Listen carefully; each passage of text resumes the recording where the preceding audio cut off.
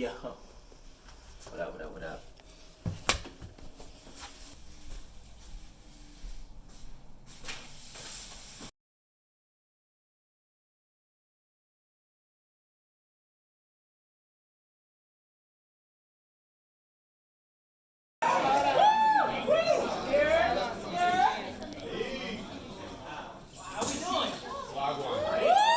How we doing? How we doing? My goodness, I want to start by just saying thank you so much, each and every one of you for being here. This is a very pivotal moment for me. It's a very vulnerable moment, and I'm humbled to be sharing it with you. For those of you who don't know me, my name is Keegan. Keegan Carter is my full name, and I am an artist. It's the first time I've ever said that in my life. So, On top of doing the art show, I'm preparing to move to Mexico City. So there's like two major things going on in my life. I'm, dealing with this entirely new lifestyle of an artist that's like extremely fresh and super new, but it's super exciting at the same time. And then I'm dealing with a move out of the country, right, in like 4 or 5 days, or actually less than that. So I'm just trying to, I'm trying to remain calm, keep my happiness, keep my peace, because with so much going on, I think it's real easy to become stressed. And I think when you get to that point, the stuff you're doing, it sort of takes away from it. So I'm just basking in sort of like the feedback that still keeps pouring in from, the art show. I have to ship one of these out tomorrow, and we're gonna watch the Super Bowl today. welcome to I Am What I Am. This is an art show based on the fact that I am just staying true to who I am for maybe the first time in my life. I've always told myself I'm a businessman, I'm an entrepreneur, I'm in tech, I'm all that stuff. And yes, I can do that stuff, and I have been in that stuff, but I never gave space for the creative part or side or hold of myself, if you will. And so that's what this is. A few months ago, I left my job that brought me out to the Bay, and I'm starting a new journey heading to Mexico City next week. And so this is also my farewell for all of you who I don't know well. So thank you again for being here. It means so much to me to even share this with you, share the things I've been creating in my bathroom. Yes, I painted these. I don't have a studio. We start small. It's crazy. I was super blessed to have a large in our apartment. Got blessed with a large bathroom, and this is my studio. It doubles as a bathroom. We get clean in here. But we also create. Usually leave my paints, my brushes, my scalpels in this area, and just vibe. I throw music on. I got a couple speakers, and I just vibe. I just vibe in here. It's This is the spot. These are some paintings. My cousin did this one. My best friends did that one. Just surrounded by people really walking through life, building, creating stuff, and adding to the world. Like, we forget that the word creates means to add something that wasn't there before. And so you think about it, if you're walking through life adding to the world, like, how could you go wrong? You know what I mean? Like, you are expanding what exists, what we have, what we see, what we experience, what we breathe.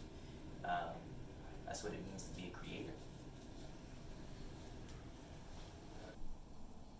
So the art show was called I Am What I Am, and I was extremely intentional with that title because my entire life, since I was a kid, I wanted to be an entrepreneur, boss, businessman. I was about the money, yada, yada, yada.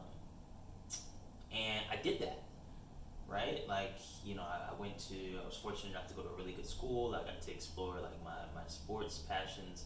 I got to work for some amazing companies. I got to start some amazing companies. And I would consider myself successful in that realm, right? Like a few months ago, I was working at Google, one of the biggest, most successful companies of all time. And even though all those things came true, I didn't feel like I was really myself every day. I wasn't super happy. I wasn't ecstatic about what I was doing, even though I was good at it, And just through working through some projects at Google, I realized that, one of the greatest lies ever told is that we're good at one thing. You should just do that one thing you're good at. It's like, no, you have to things you're potentially good at, but there's very few things that you will love day in, day out. And so the journey isn't finding something you're good at, right? Like, we can do a million things. We're versatile people. I think the goal is finding something that you love, regardless of what comes from it or what it takes from you. Which is also probably something that you'll be good at. So I Am What I Am is sort of me finally giving space to myself as a creative, as an artist, which I've never done in the past. I was always on the business side of things. I used to look at artists like, they're too up in the clouds. And now that's me, right? So it's sort of like coming full circle. But yeah, that's how Keegan came to be, and where I'm at right now is just a phenomenal place. I'm humbled, I'm happy, I'm excited, I feel like I'm ready to explore. I don't really have a worry, right? Like, I'm excited to wake up every day and find something new, explore something new, create something new. And my hope and my goal is for that to really extend for the rest of my life.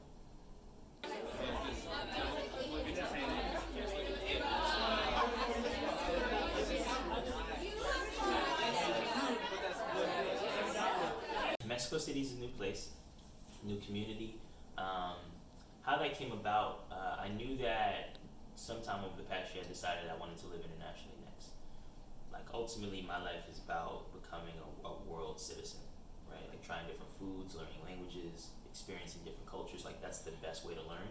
Not in a book, not in a class. Those ways are great too, but in my opinion, the best way to really understand the world is just to go experience it, be in it. So I knew I wanted to move internationally. I knew that the new sort of lifestyle I was transitioning into wasn't as as high as a capital bearing thing to start out as, my lucrative job I came from. So I definitely wanted to live in an affordable place. And I was having a conversation with a coworker, and I started talking, and she cut me off, and she was just like, Mexico City. I was like, I've never even been to Mexico. I know nothing about that place. She said, 25 million people, culture, art, language, food. It's international, but still close to the U.S. unless you need to bounce back. And it's super cheap. So I looked into it, and it checked every single one of those boxes for me. And every time I asked someone about it, they would not say good things, they would say great things.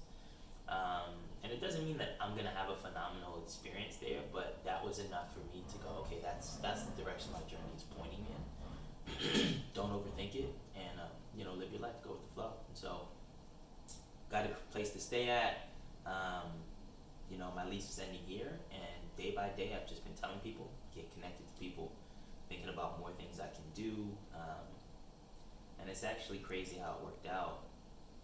The day I touched down here, they have something called Zona Mako, Zona Manco. I don't know how to pronounce it, but it's like their version of Arvalo.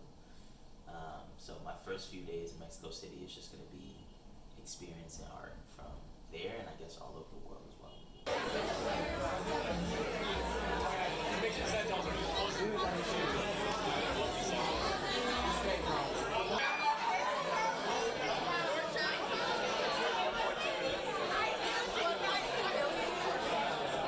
There's a barrier anytime you step into a new space, right? Like, that's what keeps people away. But I think my personal concept is a barrier is not a blocker, it's just like an obstacle. Like, everything's an obstacle. Like, I have a table in my living room that blocks me from getting to the couch. If I want to go to the couch, I just walk around it. Or if I need to, step over it, right? So barriers can be blockers, but that they don't have to be. They're sort of guiders.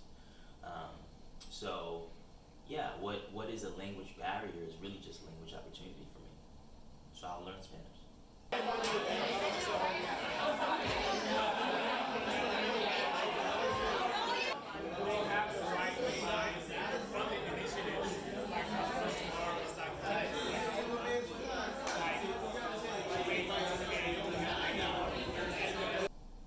When I chose to move to Mexico City, the focus was impact work, and for me, that's public speaking, that is coaching, that is focused on other humans, right? So, and building a digital profile for myself, which is still the goal, right? Like, I have equipment now. We're gonna be shooting every day, talking about real topics, helping people uncover the best version of themselves. Like, that's my tagline, because the best version of every person lies lies within, it's there. We just have layers of like crap that we've gone through, or haven't gone through. So that's one. And it's interesting over the past month, art has become a big part of my life, which I didn't expect it to. This show was just supposed to be, honestly, it was just supposed to be me showing people what I created. I was originally going to do it in this apartment. And so what it turned out to be is, again, humbling.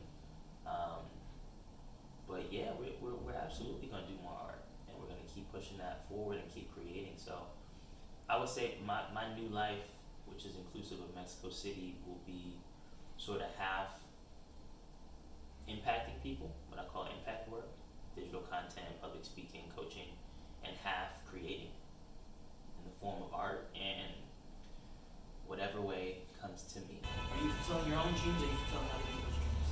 Are you being who you are, or are you doing things for, I don't know, other reasons? I don't need the answers, but I'll leave you with that question. And so for myself, I feel like that's what I'm doing. Art, in my opinion, is so undefined in that it could be anything.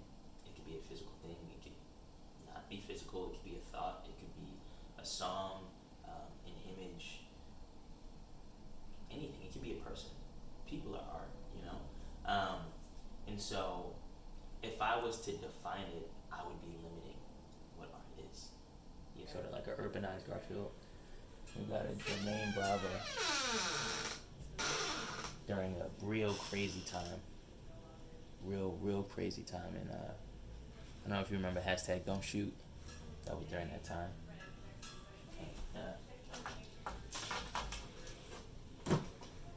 I teach myself how to play the piano. I've always loved melodies. I love music, like I play music or I sing, but I don't, and so I'm gonna get as close to it as possible.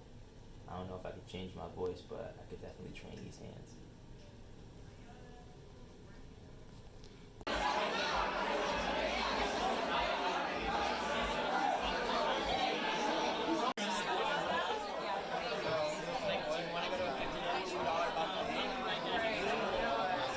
I've realized that life is truly meant to be lived.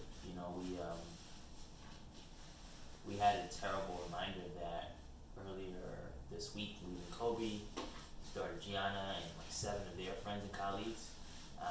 And it's crazy because that's amplified and we see it because Kobe's, super famous, but that reality happens to people every single minute, every single day.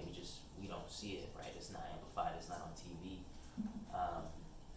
So for me, it was just like a reminder that, I'm supposed to I'm not even supposed to, but it's my choice to wake up every day and create the world around me that I want to live in, and be happy about it, right? Like the purpose of life, the age-old question. I'm just here to live it. That's my own humble opinion. So my advice to myself is to always be cognizant of what you really want, what you really care about, and once you know and are sure on what those things are, build a life around it, right? I wouldn't personally build a life around things I don't care about, right? Like, if you care about money, great. I care about money too. If you don't care about money, don't build a life around money, right? If you don't care about clothes, don't build a life around clothes. If you do care about clothes, then build a life around clothes. I'm not telling you what to do and what not to do, but my own personal opinion is build a life around the things that you truly care about. But first you have to know what those things are, right? So you have to do the work to figure them out and then build a life around it. This painting actually is sort of intertwined to like I don't want to say a eureka moment, but a very vulnerable moment in my life that happened recently. The description of the painting, so this is 48 by 48 inches, gallery thickness, 1.5 inch, canvas, premium quality, it's like a light tan background. I used paintbrush and paint marker, D10 on this. And this is called linear, right? Like this is a life well lived, basically. It shows an intention, but also a freeness with turning left, turning right, going back over areas or even moments you've been before, right? Multiple times. Not being afraid to go back in a direction that you just came from, if that feels right. And also dipping off into the deep end, the unknown, the darkness, and coming out and being okay, right? Like we don't even know what's happening here.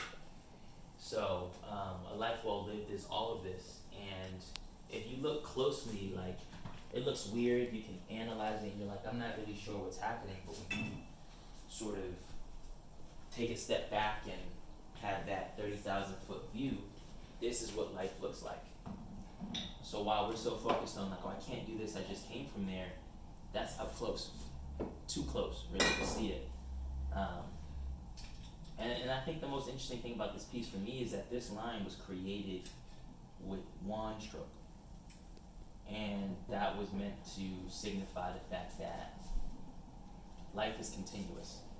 No matter what happens, no matter what we can see, what we can't see, no matter if we go back over places we've been a million times, it's all continuous. There is no start, there is no end. It's like a circle.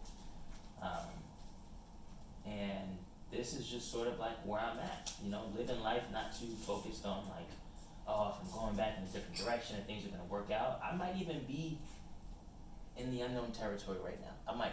The thing is, we don't know.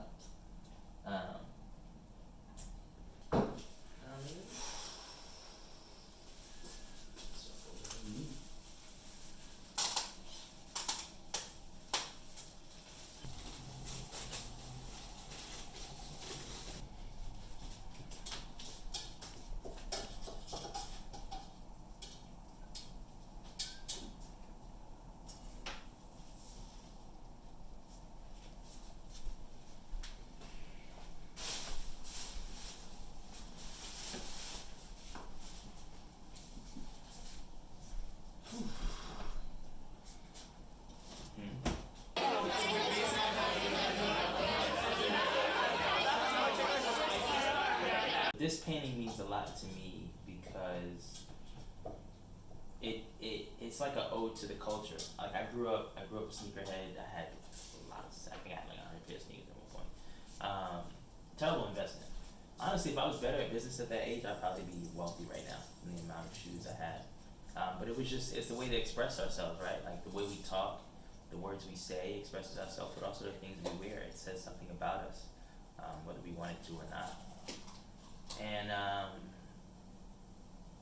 you know, this painting, you know, called Got 'Em is an ode to sneaker culture. So most popularly, the Nike app, when you are successful and buying one of their super hyped releases, it'll pop up on the screen and they'll say Got 'Em, got and then M, apostrophe EM, and you know, people really credit them with sort of like that, those couple of words, but they didn't create that. You know, the culture created that. The culture created slang and shortened them to M, right? Like Nike capitalized on it. No hate on Nike, but it's the people from the culture that created that. They're the real originators of that term, and so that's why I wanted to call this that. This painting, this is a 48 by 36. Background is a dark gray and mauve. Like Hove said, this is mauve, not pink. And the focus is the shoe, but it's also not the shoe. It's just like an entire experience, and that's what I wanted from the piece. I also love the fact that it almost looks like the shoe is in a frame of its own inside the painting. But yeah, it means a lot to me because it's just sort of like my childhood coming full circle. I know what sneakers meant to me then, and I know what they mean to me now. And to see it sort of blown up in real life is kind of surreal.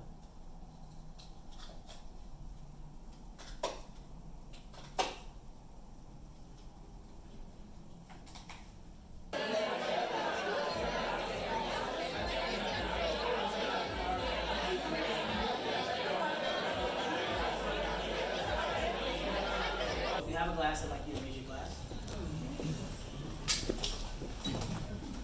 This cheers is to stepping forward on a new journey, on a journey you're already on a journey that hasn't been revealed to you yet, as the best version of yourself. A version of yourself you haven't uncovered, a version of yourself that's always been inside of you since day one, but you might not have seen yet. A version of yourself that is confident, that is fearless, that is fearful at the same time, that is humble,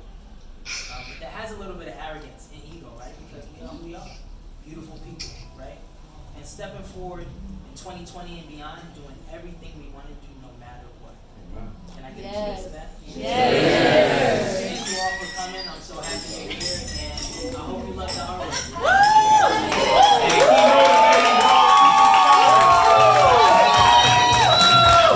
There's really no blueprint for life, in my opinion, right? Like, we all have our own path, our own story. No person is the same, no story is the same. I don't care if you got a twin, y'all have totally different stories.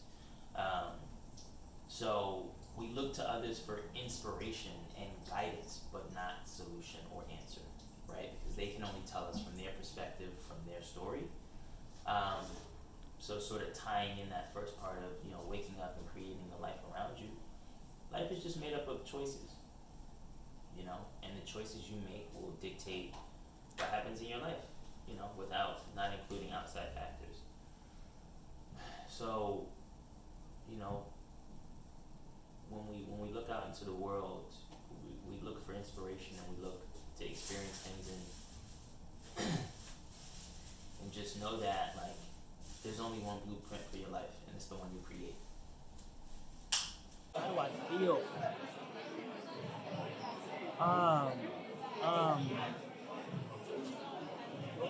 Like an electrifying happiness and humbleness. It's sort of like an intersection of that.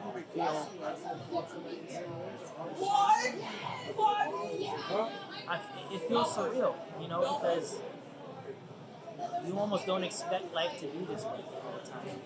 I feel like I'm in an amazing place.